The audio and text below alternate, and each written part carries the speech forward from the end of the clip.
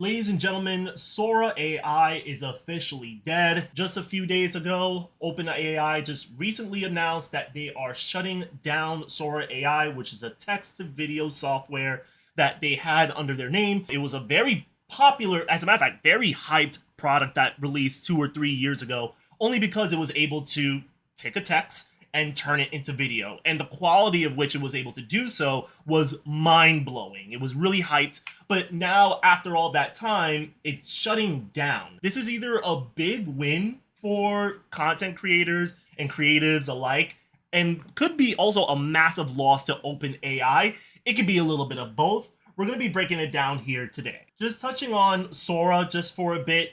I've already told you earlier that it's a text-to-video AI software. You would type something on your computer or whatever, and then you would send that to Sora, and then Sora would take that text, it will take that prompt, and it will generate a whole video based off of the text you provided. Now, what it provided was something that was cinematic, it was professional quality. Again, it was very surprising for a lot of people to see because it was something that people never thought was possible. Now, even though you have one side of people that was just really excited for Sora and they wanted to try it out, they couldn't wait to get their hands on it, you have another side, which is most likely Hollywood, that was kind of terrified of what they were seeing here. Like, it was so big of an issue that you had Tyler Perry, who was in the middle of like building his $800 million studio. He put the whole construction on pause after he saw the reveal of Sora AI. He was excited for the fact that it could bring in many capabilities into movie production. But then at the same time, Tyler Perry was also concerned both as an employer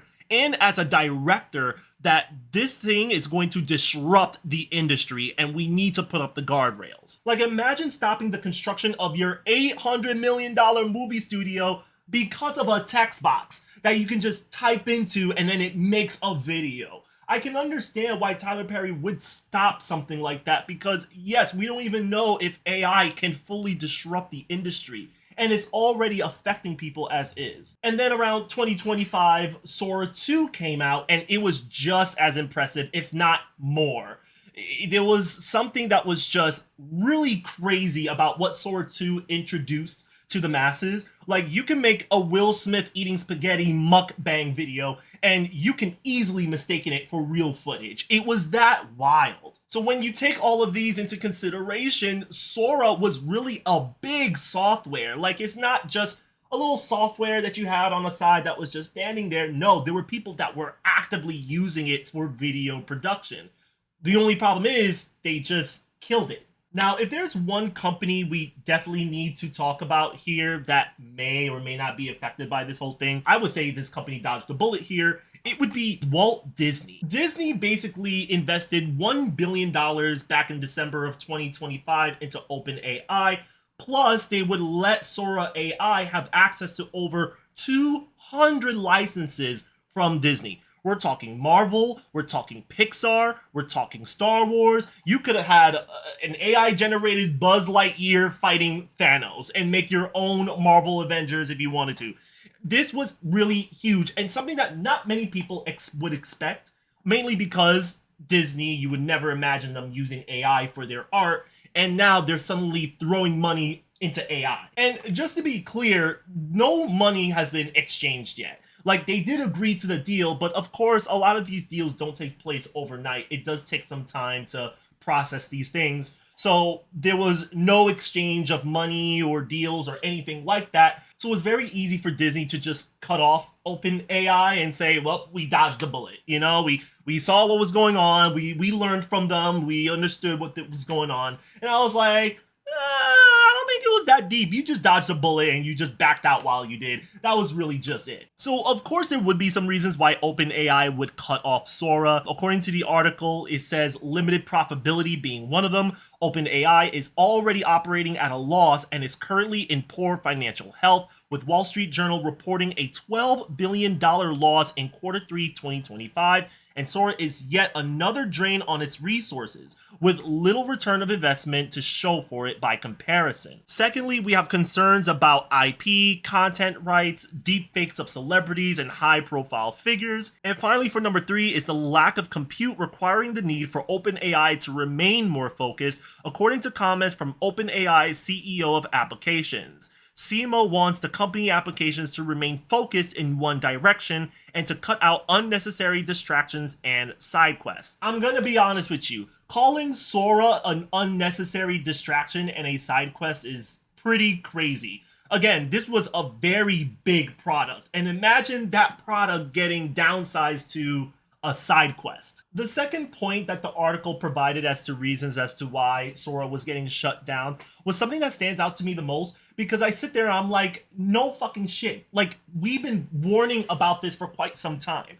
What we were warning about was that OpenAI was just moving way too fast. The quality was getting better. It was generating stuff at an insane pace. It only took seconds to generate a photo or a video, and all you had to do was just type a few words. The problem here was that there was no guardrails. There was no guardrails when it came to protecting public figures, individuals. Then you would have your content that the AI would just take, and it will just learn your content and learn your art style. And then you're sitting there saying, okay, well, how can I protect myself and my content from AI using it as training material? Looking into the IPs, you had the whole situation with Studio Gilby was a trend. Like, everyone was using Studio Gilby styled art when it came to AI. Like, even the CEO, Sam Altman, used it as his profile picture. Now, Studio Gilby was pretty quiet about this for quite some time. I did make a video about this. One of the companies that was representing Studio Gilby issued a letter to OpenAI asking them to not use Studio Gilby material to train AI. Now, with all that said, you're looking at a lot of lawsuits. And I think it would be more of a headache to deal with lawsuits more than anything else.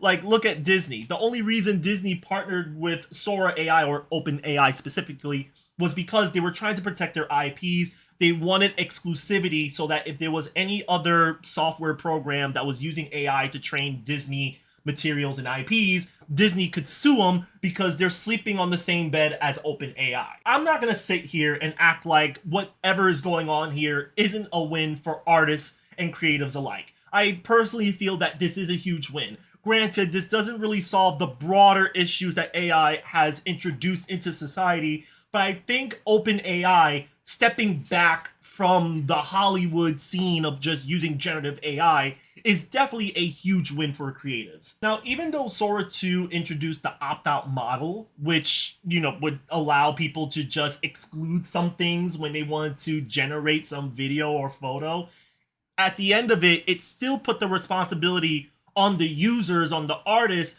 to create whatever they wanted to create or exclude what they wanted to exclude on their videos. And people didn't like that. Now, if we're going to be looking at this from a symbolic standpoint, yes, Sora AI has some significance when it comes to shutting down, because you have this software that is stepping into the Hollywood scene and was going to disrupt everything, just suddenly retreat from that same space because it was too expensive, it was too messy, there was too much legal situations going on, and plus there was a reputational risk that was involved here. And OpenAI saw this and realized, this is not worth it. We're cutting off Sora AI. And if you're an average person, you're probably thinking to yourself, okay, well, what does this have to do with me? Because I'm not a creative. I barely use AI. So what does that mean for people like us?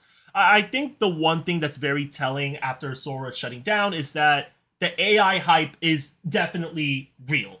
It moved too fast.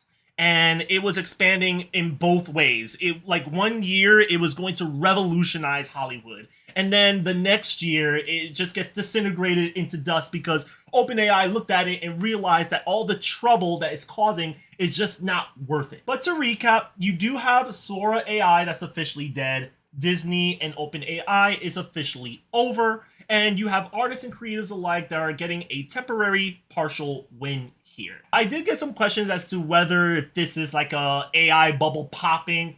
I don't think so. This is just a simple shift in priorities. I did hear OpenAI is going to focus on robotics now instead of just text to video generative art. So that's really it. I don't think that's going to pop a bubble by itself. There has to be something of much larger significance and impact to really talk about an AI bubble bursting. But until then, this is nowhere near that. But backing out of Sora AI doesn't disrupt an industry like that. But until then, that's really all I have. If you got this far, don't forget to subscribe, put a comment down below, tell me what you think about this whole situation. And until then, I'll see you on my next video. Peace.